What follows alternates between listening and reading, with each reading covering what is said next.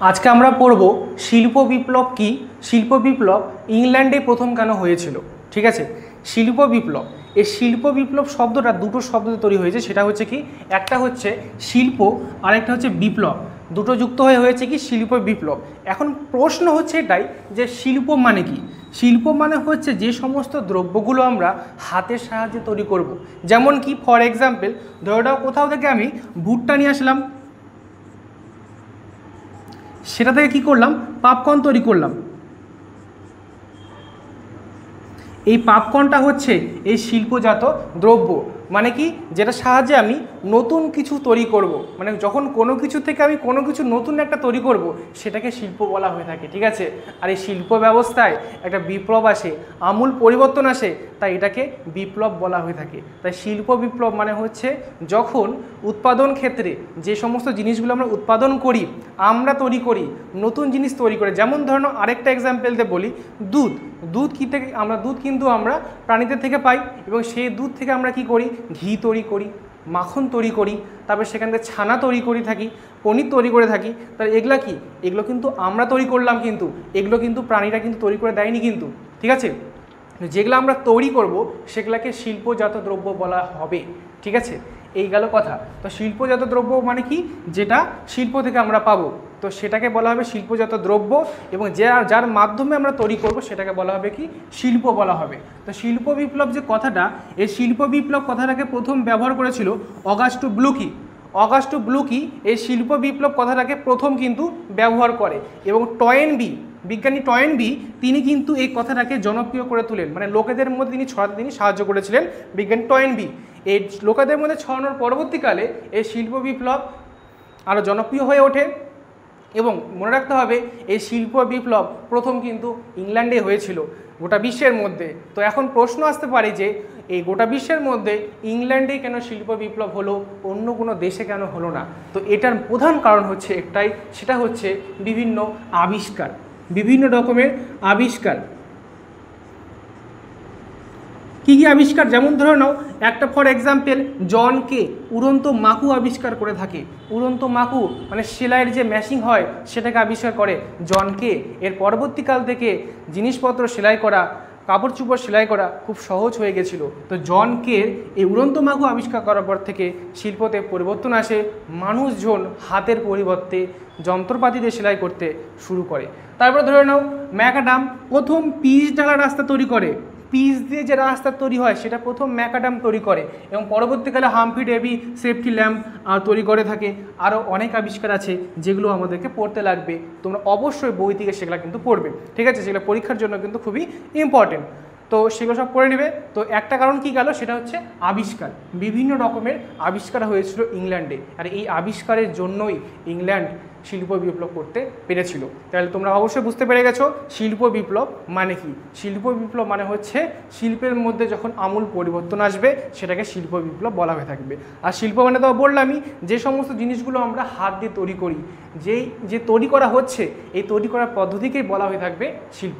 ঠিক আছে, এই গেল শিল্প বিপ্লব। শুধুমাত্র যে আবিষ্কার সেটা কিন্তু না, শিল্প বিপ্লব করতে কিন্তু আরও জিনিসের প্রয়োজন হয়ে থাকে। সেটা কি হয়ে থাকে, সেটা হচ্ছে কাঁচামাল। কাঁচামাল মানে কি, কাঁচামালটা বোঝা বলেছি আমি একটু আগে, যেটা বললাম ভুট্টার উদাহরণ দিয়ে বললাম। এই ভুট্টার দিকে যখন আমি পপকর্ন তৈরি করব, এই পপকর্নটা কি, পপকর্নটা হচ্ছে শিল্পজাত দ্রব্য, আর তৈরি করার পদ্ধতি হচ্ছে শিল্প। ঠিক আছে, আর এই ভুট্টা হচ্ছে কাঁচামাল। তাহলে ভুট্টা কি, ভুট্টা হচ্ছে কাঁচামাল, কারণ ভুট্টা না থাকলে কিন্তু আমি পপকর্ন তৈরি করতে কিন্তু পারবো না কিন্তু। ঠিক আছে, তো আমরা কি করলাম, কাঁচামালের প্রয়োজন আছে। তো কাঁচামালের যে প্রয়োজন সেটা ইংল্যান্ড কোথা থেকে মেটাতে, সেই সময় ইংল্যান্ড ব্যবসা বাণিজ্যের মাধ্যমে গোটা পৃথিবীর মধ্যে অনেক উপনিবেশ স্থাপন করে রাখে, এবং সেই উপনিবেশ থাকে পর্যাপ্ত পরিমাণে কাঁচামাল ইংল্যান্ড কী করতো, সংগ্রহ করত, আর সেই কাঁচামালগুলোই কাজে লাগাতো শিল্পজাত দ্রব্য তৈরি করতে। আর শিল্প বিপ্লবে এই কাঁচামালের গুরুত্ব অপরিসীম। কাঁচামাল ছাড়া কিন্তু শিল্প বিপ্লব কিন্তু করা কিন্তু সম্ভব না। ঠিক আছে, তো আমরা দুটো কারণ পড়লাম যে ইংল্যান্ডে কেন শিল্প বিপ্লব হয়েছিল, অন্য দেশে কেন হয়নি। সেটা কি, একটা কারণ হচ্ছে আবিষ্কার, আবিষ্কার হয়েছিল বিভিন্ন রকমের জিনিসপত্র আর কাঁচামাল সংগ্রহ করতো ইংল্যান্ডরা কোথা থেকে সংগ্রহ করতো বিভিন্ন উপনিবেশ থেকে। যেমন ইংরেজরা আমাদের দেশকে উপনিবেশ বানিয়ে রেখেছিল, আমাদের দেশ থেকে সমস্ত কিছু তারা সংগ্রহ করে নিয়ে গিয়ে তাদের দেশের ডেভেলপমেন্টের কাজে লাগাতো। তো তারা কি করতো, বিভিন্ন রকম জিনিসপত্র নিয়ে যেত, কাঁচামাল সংগ্রহ করতো। আরেকটা কারণ সেটা কি, ইংল্যান্ডের রাজনৈতিক স্থিতিশীলতা। ইংল্যান্ডে যে সমস্ত রাজা ছিল, রাজা মহারাজা ছিল, ইংল্যান্ডে যে সমস্ত রাজা মহারাজা ছিল তাদের মধ্যে একটা রাজনৈতিক স্থিতিশীলতা বজায় ছিল। তারা মারামারি গণ্ডগোল করতো না, ওরা একসাথে মিলেমিশে জোটবদ্ধ হয়ে তারা লড়াই করত এবং তারা কি করত, তারা উন্নতির দিকে মন দিত। তো সেটাও একটা কারণ যে ইংল্যান্ডে মারামারি গণ্ডগোল এসব কম হতো, সেই জন্যই সেখানে শিল্প বিপ্লব বেশি পরিমাণে হয়েছিল। ঠিক আছে, এই গেল দ্বিতীয় কারণ। আরেকটা কারণ হয়ে থাকে, সেটা হচ্ছে শিল্প বিপ্লব হওয়ার পেছনে ইংল্যান্ডের কৃষকদের ভূমিকা অপরিসীম। সেখানে উর্বর জমিতে কৃষকরা প্রচুর পরিমাণে ফসল উৎপাদন করতে শুরু করে, আর এই উৎপাদিত ফসলগুলোই শিল্প বিপ্লবের প্রয়োজন মেটাতো। ঠিক আছে, তো গেল আমাদের শিল্প বিপ্লব। এই যে শিল্প বিপ্লব হলো, এই শিল্প বিপ্লবের প্রভাবটা কি হলো? শিল্প বিপ্লবের ফলে মানুষের জীবনযাত্রা, সমাজ ব্যবস্থা, দেশের এবং এমনকি পৃথিবীর কী কী পরিবর্তন আসলো সেটাই আমরা এখন দেখব। ঠিক আছে, শিল্প বিপ্লবের প্রথম প্রভাব যেটা পড়েছিল সেটা হচ্ছে সমাজের উপরে। ঠিক আছে, সমাজের উপরে প্রথম শিল্প বিপ্লবের প্রভাব পড়ে। কীভাবে প্রভাব পড়ে? আগেকার সময় মানুষ যখন কৃষিকাজ করতো, পশুপালন করতো, তখন কি ছিল, সমাজ ব্যবস্থাতে মানুষজন কৃষিকাজ করতো এবং কৃষকরা জমিদারের উপরে নির্ভর হয়ে থাকতো। ঠিক আছে, মানুষ কি করতো, কৃষিকাজ করতো এবং কৃষকরা জমিদারের উপরে নির্ভর হয়ে থাকতো। কারণটা কি? কারণ বেশিরভাগই জমির মালিক ছিল জমিদার। তাই সমাজে কি দেখা যেত, জমিদার দেখতে পাওয়া যেত। ঠিক আছে, আরেকটা সম্প্রদায় দেখতে পাওয়া যেত, সেটা কি, সেটা হচ্ছে যারা টাকা পয়সা ধার দিত, সেই সমস্ত সম্প্রদায় তারাও কিন্তু বড়লোক ছিল। ঠিক আছে, এমনকি জমিদাররাও টাকা পয়সা ধার দিত।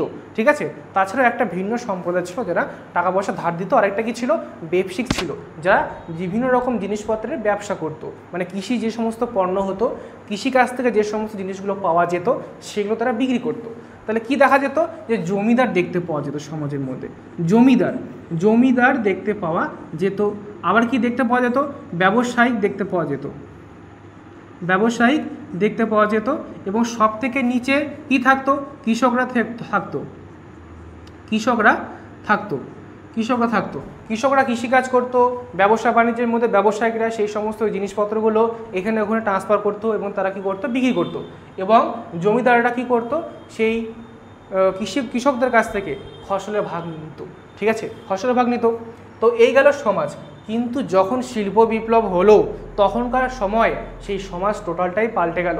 তখন সমাজে শুধুমাত্র দুটো শ্রেণী তৈরি হলো। সেটা কি? সেটা একটা হচ্ছে মালিক শ্রেণী, আরেকটা হচ্ছে শ্রমিক। এই শ্রমিক শ্রেণীর ওপরে সবসময় অত্যাচার চলতো। এদেরকে বেশি করে কাজ করে নেওয়া হতো, এদেরকে দিয়ে কাজ করিয়ে নেওয়া হতো এবং মজুরি দেওয়া হতো খুব কম, এবং মজুরি খুবই সামান্য দেওয়া হতো শ্রমিকদেরকে। ঠিক আছে, তো আমরা কি দেখলাম, যখন কৃষি কাজ হতো, মানুষজন পশুপালন করতো, সেই সময় সমাজ ছিল অন্যরকম। কিন্তু যখন শিল্প বিপ্লব হলো তখনকার সময়ের সমাজটা টোটালটাই পাল্টে গেল। ঠিক আছে, সেই সময় মালিক এবং শ্রমিক এই দুই রকমের সমাজ ব্যবস্থা তৈরি হলো, দু রকমের জাতি তৈরি হলো, এটা বলা যেতে পারে। ঠিক আছে, তো এখন প্রশ্ন হচ্ছে, মালিক কাদের বলা হয়ে থাকে? যে সমস্ত ব্যক্তিরা কারখানা তৈরি করতে, শিল্পজাত দ্রব্য উৎপাদন করতে এবং শিল্পের কাজে মূলধন বিনিয়োগ করত। ঠিক আছে, মূলধন বিনিয়োগ করত, তাদেরকে মালিক বলা হয়ে থাকে। ঠিক আছে, এটা হলো আমাদের সমাজ ব্যবস্থা। আরও কি পরিবর্তন আসলো? সেই সময় ইংল্যান্ডে মোটামুটি 1801 সালের দিকে ইংল্যান্ডে 8টি শহর ছিল কিন্তু। ঠিক আছে, শিল্প বিপ্লব হচ্ছে, বিভিন্ন কারখানা তৈরি হচ্ছে, আস্তে আস্তে ইংল্যান্ডের উন্নতি হচ্ছে। কেমন করে উন্নতি হচ্ছে? সেখানকার শহরের সংখ্যা বাড়তে থাকে। যে সমস্ত কৃষকরা গ্রামে কাজ করত, যারা অন্যের জমিতে কাজ করত, সেই সমস্ত কৃষকরা ভালো কাজের আশায়, ভালো কারখানাতে কাজ করার আশায়, বেশি পরিমাণে টাকা লাভের আশাতে তারা চলে আসে কোথায়? গ্রামের থেকে চলে আসে শহরে। এবং সেই শহরে যখন তারা আসতে শুরু করলো, তখন শহরের পরিমাণটা আরও বাড়তে শুরু করলো। যেখানেই কারখানা তৈরি হতো সেখানেই শহরও তৈরি হতো। কোনো কারখানা, কোনো ফ্যাক্টরিকে কেন্দ্র করে শহর তৈরি হতো এবং সেই শহরে বসবাস করত সেই সমস্ত গ্রাম থেকে আসা শ্রমিকরা। এবং অনেকে ভালো অবস্থায় বসবাস করতো, অনেকের অবস্থা খুব খারাপ ছিল। যারা বেশি টাকা পয়সা কামাই করতো তাদের অবস্থা ভালো ছিল, কিন্তু যাদের অবস্থা খারাপ ছিল তারা কম টাকা পয়সা কামাই করতো। ঠিক আছে, তো এখানে কি হলো? 1851 সালে মোটামুটি প্রায় 50 বছরের মধ্যে সেখানে শহরের সংখ্যা দাঁড়ালো কত? 29টা। এতটা পরিবর্তন হয়ে গেল ইংল্যান্ডে, কিন্তু ভাবার বাইরে একদম। ঠিক আছে, অসাধারণ পরিবর্তন দেখা গেল কোথায়? ইংল্যান্ডে। যখন শিল্প বিপ্লব হলো, ইংল্যান্ডে যখন শিল্প বিপ্লব হলো, তখন এরকম পরিবর্তন আসতে শুরু হলো। তার আগে ইংল্যান্ডে সব থেকে একটাই প্রধান শহর ছিল, সেটা হচ্ছে লন্ডন ছিল। পরবর্তীকালে আস্তে আস্তে 8টা থেকে 29টা, এখন শহরের সংখ্যা কিন্তু আরও বেশি হয়ে গেছে। ঠিক আছে, তো এই গেল আমাদের শিল্প বিপ্লবের অধ্যায়। আমাদের এইখানে প্রত্যেকটা ভিডিও পার্ট করে আসবে। আজকে এটা প্রথম পার্ট ভিডিওর, এবং এর পরবর্তীকালে পার্টগুলো আসতে থাকবে একের পর এক। ঠিক আছে, আজকের মতো এইটুকুই, দেখা হচ্ছে পরের ভিডিওতে। বিদায়।